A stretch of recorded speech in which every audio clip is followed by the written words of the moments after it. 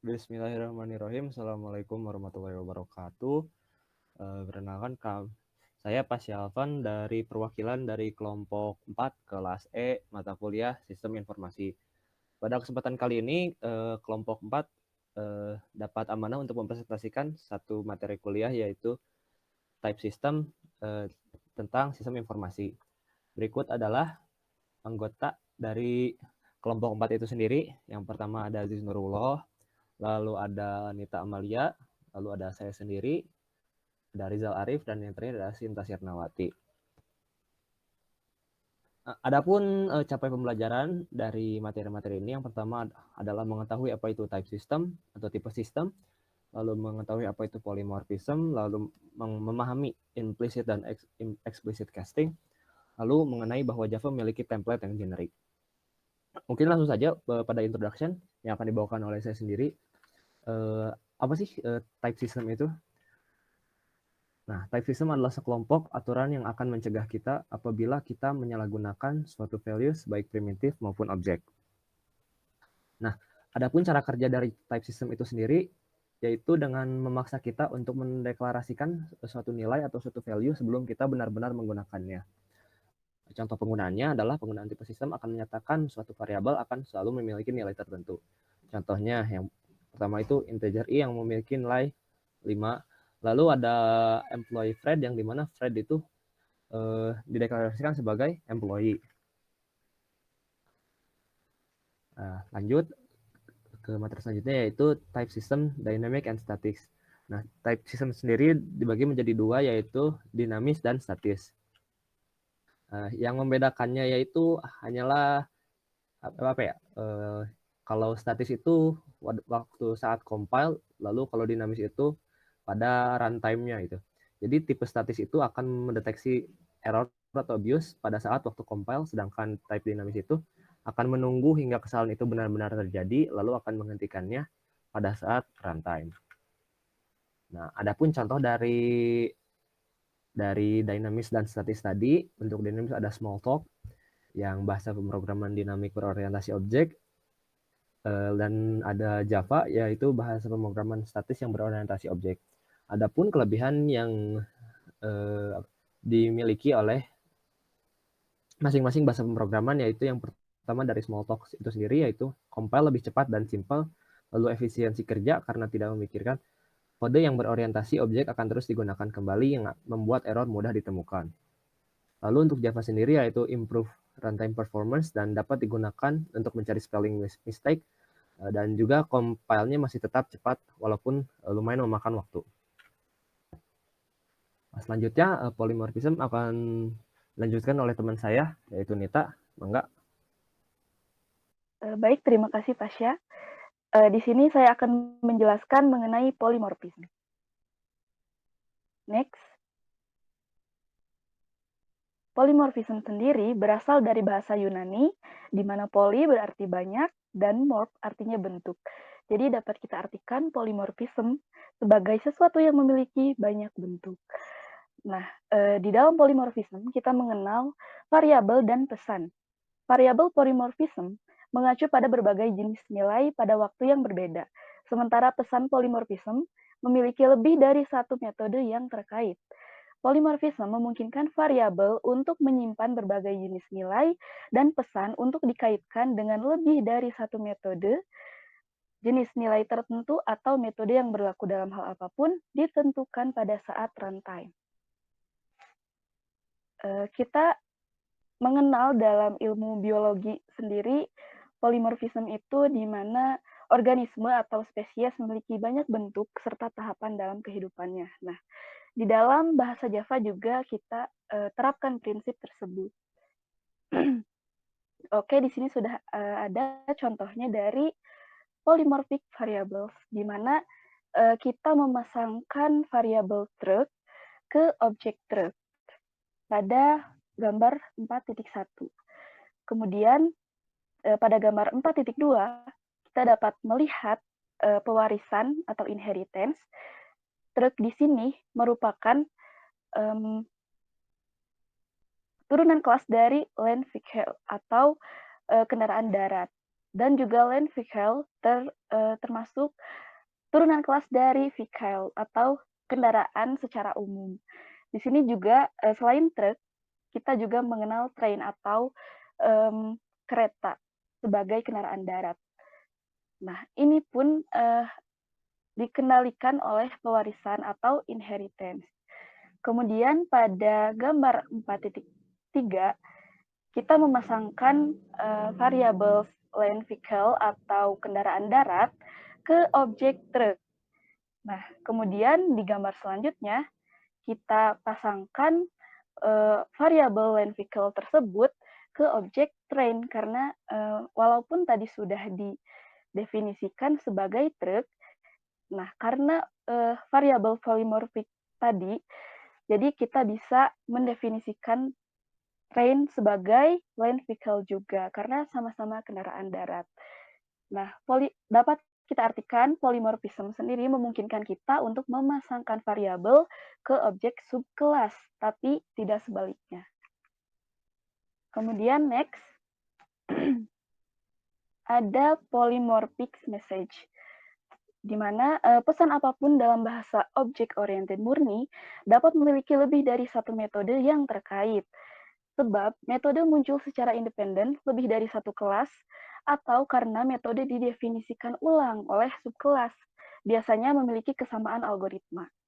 Nah, kita lihat di sini sebagai contohnya, kita kaitkan manusia dengan burung. Nah, di mana memiliki metode yang berbeda. Di sini kita contohkan sebagai metode fly to atau terbang, di mana kan manusia dan burung memiliki perbedaan. Nah, di sini burung juga berkaitan dengan inheritance atau pewarisan, di mana finch dan eagle ini merupakan turunan dari kelas bird.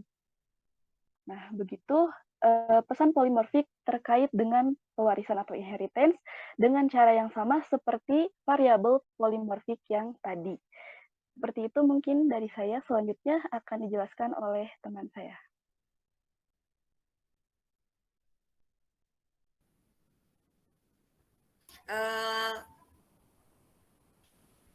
Selanjutnya yaitu dynamic binding.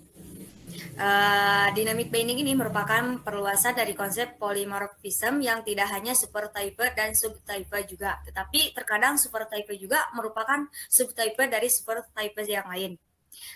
Metode yang akan dipanggil secara dinamis dan terikat saat rutin. Sebuah metode dapat diimplementasikan pada beberapa kelas panjang rantai keturunan. Selanjutnya, Typecasting adalah suatu proses yang melakukan operasi antara dua atau lebih variabel yang bertipe beda. Nah, kan variabel itu banyak ya. Kemudian di dalam variabel itu pasti ada tipe data. Nah, tipe variabel itu kan bisa bertipe data. Nah, itu pun bisa diubah di dalam typecasting itu, mungkin singkatnya seperti itu. Mungkin next slide. Nah, seberapa penting sih typecasting dalam pemrograman? Typecasting itu sangat penting gitu, karena typecasting mengkonversikan agar semua variabel yang berbeda dapat memiliki tipe yang sama. Misalkan nanti kita contohkan ya. Nah, setelah proses konversi selesai, variabel tersebut baru dapat dijalankan operasinya. Mungkin tipe casting itu sebenarnya dalam satu variabel bisa memiliki beberapa tipe data, tapi bersifat tidak seterusnya, hanya sementara. Nah, mungkin contoh yang di next slide selanjutnya, mungkin ada contoh sedikit dari pemrograman yang simple. Contoh kasusnya seperti ini, ketika integer x ada 93, nilainya 93. Kemudian variabel y itu bernilai float. Nah, seketika pas saat dihasilkan, y itu nanti akan bersifat float, sementara x dan variabel 10 konstanta itu bukan float kan. Nah, jadi maka y akan berisi nilai 9 karena operatornya tuh pembagi itu akan dioperasikan pada dua bilangan bulat gitu. Nah, pemecahannya digunakan typecasting. Nah, mengubah suatu variabel sehingga tipe sesuai kemauan kita, namun perubahan tipe ini hanya sementara. Nah, contohnya itu ketika diubah menggunakan ke typecasting. Ketika integer x yang 93 kemudian variabel y itu bertipe integer float, maka Y-nya itu untuk mengubah nilai X, maka di depannya itu ditambahkan float. Kemudian pembagi, dan kemudian 10-nya yang itu adalah konstanta, diubah juga menjadi float. Agar nanti hasilnya itu, yaitu akan kemudian nilainya itu 9,3, tidak 9 doang gitu. Kalaupun misalkan nilainya 9 pas, nanti akan 9,0 karena bernilai float. Mungkin seperti itu buat contoh kasus typecasting. Kemudian typecasting itu untuk digarisbawahi tidak akan berlaku seterusnya gitu. Misalkan di baris yang baris line 9 misalkan kita y sama dengan float x ini ada di line 9. Nah, kemudian karena x-nya sudah bernilai float di line 9, tapi di line selanjutnya itu x-nya tuh masih bernilai integer tipe datanya, tidak akan menjadi float. Mungkin seperti itu penjelasan singkat untuk typecasting. Mohon maaf bila ada kesalahan ataupun penyampaian kata yang kurang berenak. Lanjut kepada teman saya dan materi selanjutnya. Terima kasih. Siap. Lanjut ke explicit case. Nah, typecasting sendiri memiliki dua jenis sebenarnya. Ada explicit case dan implicit case. Explicit casting itu merupakan teknik yang digunakan untuk mengubah nilai dari tipe data besar ke tipe data kecil. Contohnya dari tipe data short ke tipe data byte atau char. Nah, untuk implicit casting itu kebalikan dari explicit casting. Nah, kalau explicit casting mah untuk mengubah dari besar ke kecil.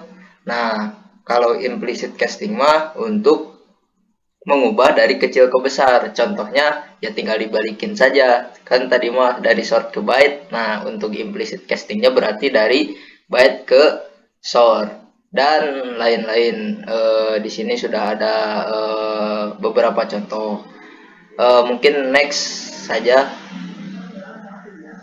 Nah, ini contoh codingan dalam bahasa Java ya, dari short ke char.